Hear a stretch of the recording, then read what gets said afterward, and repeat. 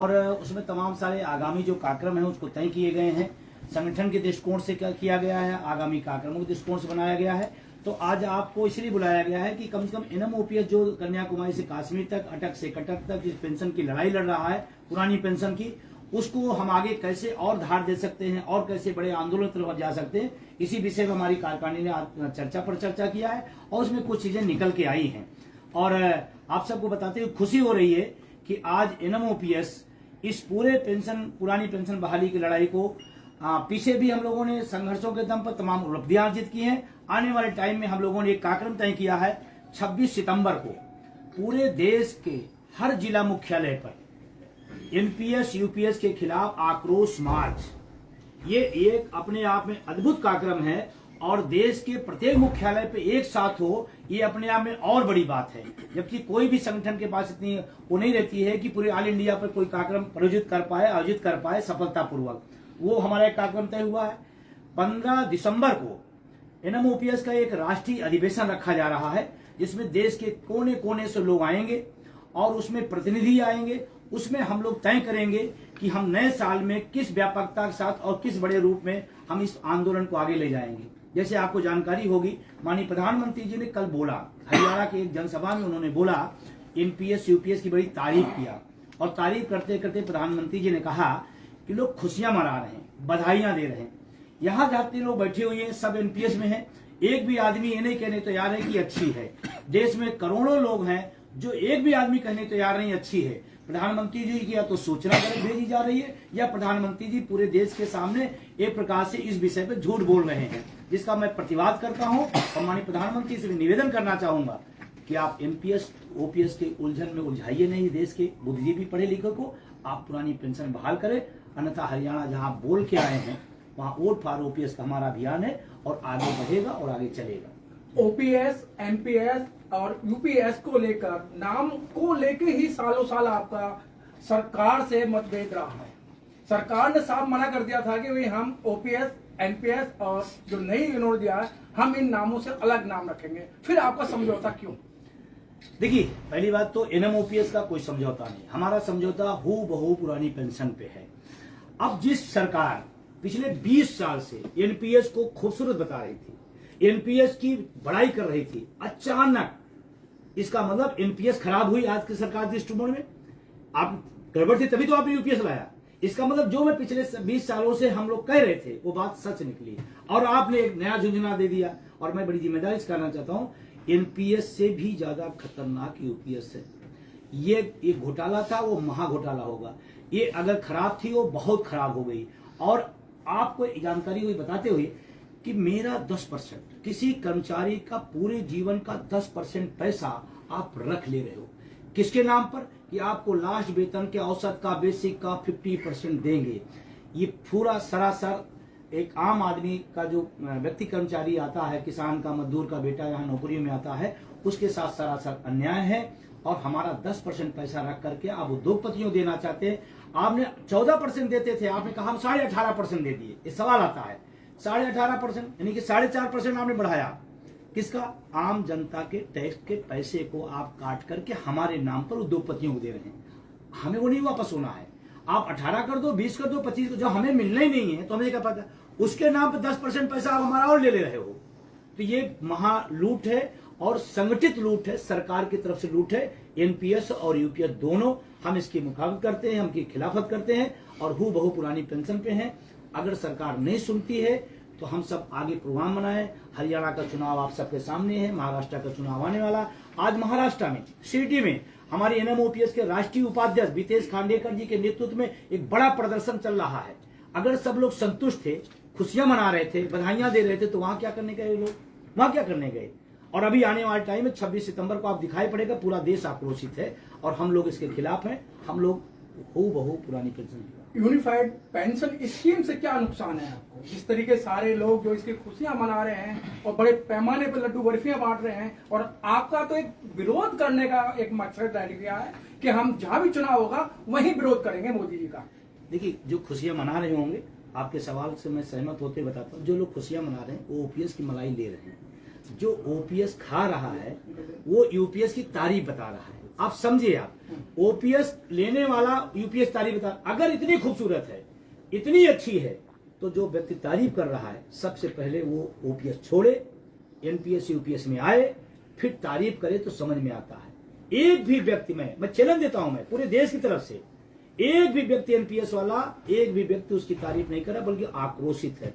वो लोग कर रहे हैं जो लोग सरकार से मलाई खाते हैं, ओपीएस की मलाई अलग से खा रहे हैं, डबल इंजन की सरकार में डबल मलाई खा रहे हैं। बंधु जी, आपने दिल्ली के रामलीला मैदान को ऐसा खचाखच भर दिया था, डीएन सिंह के नेतृत्व में सरकार के कारणों पे जू नहीं रहेंगी। उसके बाद मध्य प्रदेश का चुनाव हुआ, पूर्ण बहुमत से उन्होंने सरकार बनाई। तो आप कहते थे कि भाई जो ओपीएस पे वोट देगा हम उसको सहन करेंगे, तो ये रिजल्ट उल्टे क्यों? देखिए, मैं जानकारी आपको दूं, देखिए जो शिक्षक कर्मचारी है पूरे देश का जनसंख्या के अनुपात में 3 से 4% है। जहां तक मध्य प्रदेश की बात है, किसकी सरकार नहीं बनी, किसकी बनी, वो विषय नहीं। 230 सीटों में, ऑन रिकॉर्ड में बात कर रहा हूँ, निर्वाचन आयोग की वेबसाइट पर चले जाइएगा, 230 सीटों पर 199 सीटों में पोस्टल बैलेट में भाजपा सरकार वहां हारी है। यानी कि कर्मचारी अपने मुद्दे पर, हमारे आह्वान पर एकजुट रहा। नहीं, 230 में 199 हराया है, पोस्ट को अलग से काउंट नहीं कर सकते हैं। इसका मतलब अपने मुद्दे पर शिक्षक कर्मचारी, उसका परिवार खड़ा रहा। अब हारने और जीतने के तमाम सारे कारण हो सकते हैं, जो हारे हैं, जो जीते वो सब इच्छा करें। हमारा मुद्दा जीता है, मैं पहले दिन से और आज भी कह रहा हूं, हमारा मुद्दा वहां भी जीता था जहां की आप बात कर रहे हैं। अगली योजना क्या है आपकी? अगली योजना हमारी है 26 तारीख पहला हमारा प्रोग्राम है पूरे देश के अंदर, हर जिला मुख्यालय पे। दूसरा 15 दिसंबर को जो हमारी राष्ट्रीय अधिवेशन होने जा रहा है, वो अपने आप में बहुत ऐतिहासिक होगा, क्योंकि पहली बार हमने अधिवेशन के रूप में कॉल किया है। और अभी एक जानकारी बताते दुख भी हो रहा है कि आज हमारा 6 बजे से बहुत शांतिपूर्ण प्रोटेस्ट था, कैंडल मार्च राजघाट पर, जो शांति के दूत रहे पूरी दुनिया के अंदर, महात्मा गांधी थे, उस पर हम लोग शांतिपूर्ण कैंडल मार्च उसके खिलाफ करने जाते हैं। ये वर्तमान सरकार, पहले इंडिया गेट पर उन्होंने हमारा परमिशन निरस्त किया, उसके बाद फिर उन्होंने भेज दिया राजघाट में हमारी टीम, मंजीत राणा जी और उनकी टीम नेतृत्व करते हुए उस चीज को लिया, फॉर्मेलिटी में 3 दिन लगाया, और लास्ट दिन उन्होंने कह दिया कि नहीं, आप नहीं कर सकते। आप कल्पना करिए, इस हम लोकतांत्रिक देश में रहते हैं, हम शांतिपूर्ण प्रोटेस्ट नहीं कर सकते हैं। हम कोई बाहरी लोग तो है नहीं, हम लोग इसी देश के नागरिक हैं। क्यों ऐसा किया गया? और मैं इसका विरोध करता हूं, इन लोकतांत्रिक मूल्यों का और जो मौलिक अधिकार है उसका हनन है। और आपके माध्यम से कहना चाहता हूं दिल्ली सरकार को, दिल्ली के प्रशासन को, यहाँ के जो तमाम अधिकारी हैं, बार बार एनएमओपीएस का नाम आते मां निरस्त कर देते हैं, कहते हैं अरे आपके पास भीड़ बहुत है, आपके पास संख्या बहुत है। हमने कहा वो प्रोग्राम कोई ऑल इंडिया का नहीं था, वो प्रोग्राम एनएमओपीएस दिल्ली का था, कैंडल मार्च का, उसमें कुछ लोग शामिल होते, आपने उसको निरस्त कर दिया। कौन से बेस पर? रैली राजनेताओं की कर रही हो तो आप पूरी छूट है, हम अपनी बात कहना हो तो दिक्कत है। सर नौकरियां ही नहीं है तो पेंशन किस बात? बहुत बढ़िया सवाल है, बहुत अच्छा सवाल है। और मैं इस बात के लिए मुझे खुशी है कि मेरे एनएमओपीएस की टीम लगातार जो निजीकरण सरकार द्वारा किया जा रहा है, सरकारी विभागों का, सरकारी संस्थाओं का, वो खतरनाक है और देश के नौजवानों का छल है। 30 लाख पद खाली हैं, उसको आप नहीं भर पा रहे। आपका एमपी एमएलए की सीट एक दिन खाली नहीं रह पाती, 6 महीने के अंदर आपने रूल्स बना रखा कि उसके अंदर अंदर हो जाना है। तो 6 महीने कोई वैकेंसी खाली रहे, उसके ऊपर आप क्यों नहीं जाने जाते? हम उसकी भी मांग करते हैं कि नौकरियां भरी जाए और निजीकरण जो है वो बंद किया जाए, क्योंकि निजीकरण ही एनपीएस उसी का रूप है। तो मैं इसके खिलाफ में हूं। और अभी जो आपने यूपीएस की बात की थी, उसको मोटा मोटा मैं बता दूं, 10% पैसा एक कर्मचारी का काट लिया जा रहा है पूरी जिंदगी। अगर एक छोटा भी कर्मचारी है, 10% पैसा पूरी जिंदगी, कम से कम 30 लाख 40 लाख होगा, चपरासी जो होगा, 30 लाख रुपए लग करके आप 6 लाख देने की बात कर रहे हो, पहला नुकसान।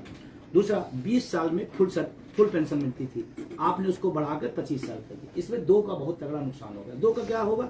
जो सेना में लोग जाते हैं जनरली 15 साल 16 साल 18 साल करके बीआरएस लेके, फंड लेके, पेंशन लेके चले जाते हैं, अपने परिवार से, माँ बाप से, बच्चों से दूर रहते हैं। तो सोचो परिवार में एक तो उनका, इसका मतलब अर्धसैनिक बल इस फुल पेंशन को कभी पाएगा नहीं। बहुत सारे लोग सर्विस लेट पाते हैं या छूट के बाद पाते हैं, वो सारे लोग इस पेंशन व्यवस्था से बाहर हो गए। एक तीसरा, आपने कहा कि हम देंगे लास्ट वेतन के अनुपात का 50%, यानी कि क्या उन्होंने कंडीशन लगा दिया, हमारे 12 महीने का अनुपात निकालेंगे, फिर उसका बेसिक का, डीए का, लास्ट का क्या आएगा। तो मैं महोदय से कहना चाहता हूं, ये यूपीएस और मैं कॉमन बात बताऊं, गांव में जो चर्चा है, ऊट पटांग पेंशन योजना इसका नाम दे दिया गया है। यूपीएस मतलब ऊट पटांग पेंशन योजना है, तो इसका मैं विरोध में हूँ। और मैं चाहता हूँ देश में पेंशन बहाल हो। 4 राज्यों के अंदर हम लोग संघर्ष करके बहाल कराए हैं। आने वाले समय में हम लोग और उसको मत से लड़ेंगे और आगे बढ़ेंगे। थैंक यू सवाल पूछिए। एक सवाल महासचिव जी से- सर, एक सवाल महासचिव जी से लेंगे। सर, नेताओं के लिए यूनिफाइड पेंशन स्कीम क्यों नहीं और ये सरकारी कर्मचारियों पे क्यों थोपी जा रही है? मोदी से पूछो। ये बात बिल्कुल सही है। मोदी जी से पूछो। और मैं इस पर कहना चाहता हूँ, जो चीज मेरे लिए खूबसूरत हो सकती है और आप बता रहे हैं खूबसूरत है, तो उस खूबसूरत चीज को पहले आप अख्तियार करिए। एनपीएस भी लाया उन्होंने, तो हमारे पर लागू किया, अपने में लागू किया। तो इसका मतलब खूबसूरत है तो आप अपने को लो ना पहले, अब टेस्टिंग लो। आप नहीं लोगे और हमको खूबसूरत 20 साल खूबसूरत बताया गया, एनपीएस को अचानक खराब हो गई। इसका मतलब हमारी बात सही निकली। मैं तो कहता हूँ एमपी एमएलए जो वेतन भत्ता लेते हैं वो भी नहीं चाहिए, वो लोक सेवक है। हम तो कहते हैं सर्वेंट है, हम आए हैं वेतन भत्ते के लिए। आप तो कहते हो लोक सेवक है, तो आपको वेतन भत्ता है, सुविधा, गाड़ी, बंगला, इसकी क्या जरूरत है? फिर भी आप लेते हो। और मैं लास्ट बात आपसे कह रहा हूँ, देश का सैनिक बल देश की सुरक्षा करता है, देश की आन मान शान के लिए अपना कुर्बान करता है। उसको पेंशन नहीं, राजनेता एसी में बैठकर 4-4 पेंशन लेता है, ये राष्ट्रवाद नहीं हो सकता है। और मैं इसके खिलाफत में हूँ। दिल्ली हाईकोर्ट ने उनके पक्ष में फैसला दिया, मेरे पास रोज फोन आते हैं, उनके पक्ष में फैसला दिया। सरकार उसके खिलाफ, किसके खिलाफ? निर्णय खिलाफ नहीं, वो निर्णय खिलाफ तो है ही है। देश के अर्धसैनिक बलों को सामाजिक सुरक्षा न मिले, इसके खिलाफ चलेगी, जिससे देश की रक्षा करना है। शेमफुल। और कोई सवाल? पुरानी पेंशन बहाल करो, बहाल करो, बहाल करो, पुरानी पेंशन बहाल करो, बहाल करो, बहाल करो। एनएमओपीएस जिंदाबाद, जिंदाबाद, जिंदाबाद, एनएमओपीएस जिंदाबाद, जिंदाबाद, जिंदाबाद, विजय कुमार बंधु जिंदाबाद, जिंदाबाद, जिंदाबाद, विजय कुमार बंधु जिंदाबाद, जिंदाबाद, जिंदाबाद। We want OPS, OPS, OPS, we want OPS, OPS, OPS. Thank you sir. एक सवाल आपसे भी पूछ लें। हाँ? एक सवाल आप पत्रकारों से ही पूछ लें। वीडियो कॉल बनाएगा, आप बताओ। लेकिन सर वीडियो बनाओ हमारी। वीडियो कॉल बनाएगा। आप तो वीडियो बनाने वाले हो। आप बताओ। एक